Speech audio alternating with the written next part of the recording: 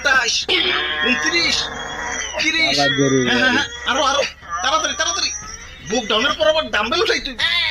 হালাই আমগো এই গরমের ভিতরে জিম করাইতাছে, পুষ্টিকর খাবার দেওয়ার নাম নাই, প্রোটিন পাউডার খাওয়া খাওয়া কি কষ্টটাই না করাইতাছে।